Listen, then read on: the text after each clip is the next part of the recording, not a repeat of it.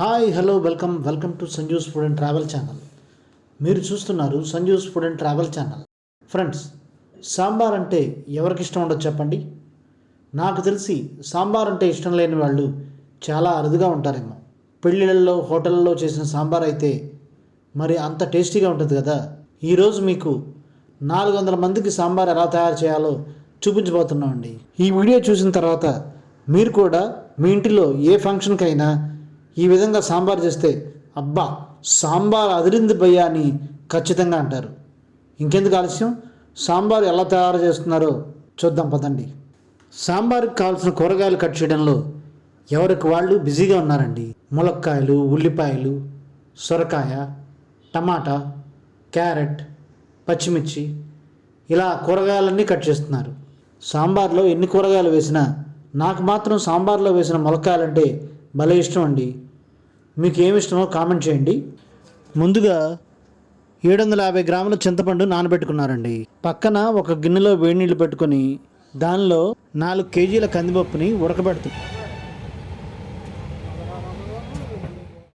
సాంబార్ పొడిని ఎలా తయారు చేస్తారో చూద్దాం. ముందుగా ఒక బాండీలో నూనె వేసుకొని 1/2 కేజీ కందిపప్పు, 1/2 కేజీ పచ్చిశనగపప్పు, 1/4 కేజీ సాయిమినపప్పు, ధనియాలు 100 గ్రాములు, జీలకర్ర 50 గ్రాములు, గుంటూరు మిర్చి ఒక 50 గ్రాములు, ఒక పెద్ద స్పూను మెంతులు, ఒక 4 రెబ్బల కరివేపాకు, ఇవన్నీ లైట్ బ్రౌన్ కలర్ వచ్చే విధంగా వేపుకోవాలి. ఈ వేపిన మిశ్రమాన్ని చల్లారిన తర్వాత మిక్సీలో కొట్టి ఇలా పౌడర్గా చేశారు. కొంతమంది సాంబార్ పౌడర్లో ఇంగు యాడ్ చేస్తారు, వీళ్ళు సాంబార్తో ఇంగుని యాడ్ చేశారు. ఇప్పుడు పొయ్యి మీద పెద్ద గిన్నె తీసుకొని దానిలో 5 లీటర్ల నీళ్ళు తీసుకొని ఈ కట్ చేసిన ముక్కలన్నీ ఉడకబెడుతున్నారండి.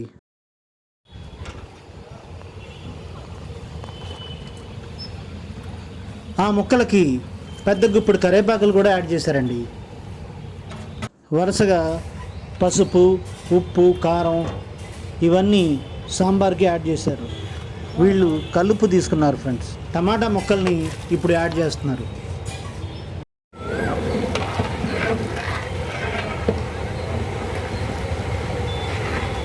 పప్పు ఉడికేటప్పుడు ఖాళీ కొబ్బరి చిప్ప వేశారు కదా, అది ఎందుకంటే ఒకటి పప్పు ఉడికేటప్పుడు అడుగంటదంట, రెండోది పప్పు త్వరగా ఉడుకుతుందంట.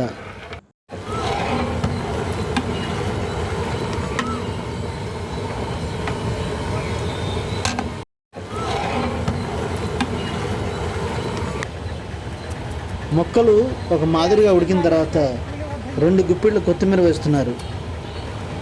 కొత్తిమీర యాడ్ చేసిన తర్వాత ఏదైతే ముందుగా ప్రిపేర్ చేసుకున్న సాంబార్ పౌడర్ ఉందో దానిని సాంబార్లోకి వేస్తున్నారు.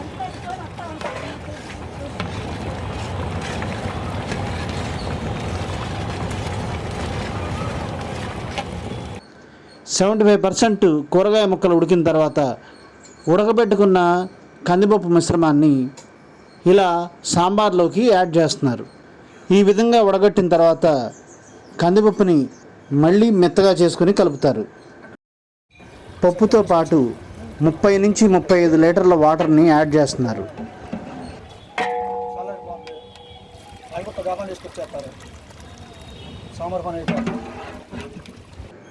చూస్తున్నారుగా, ఈ విధంగా సాంబార్ తయారైంది.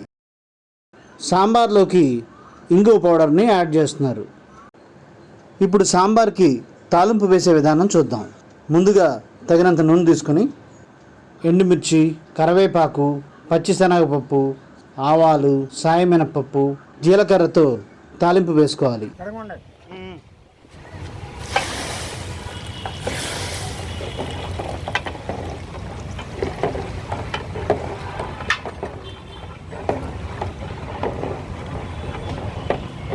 తర్వాత చింతపండు పులుసు యాడ్ చేశారండి.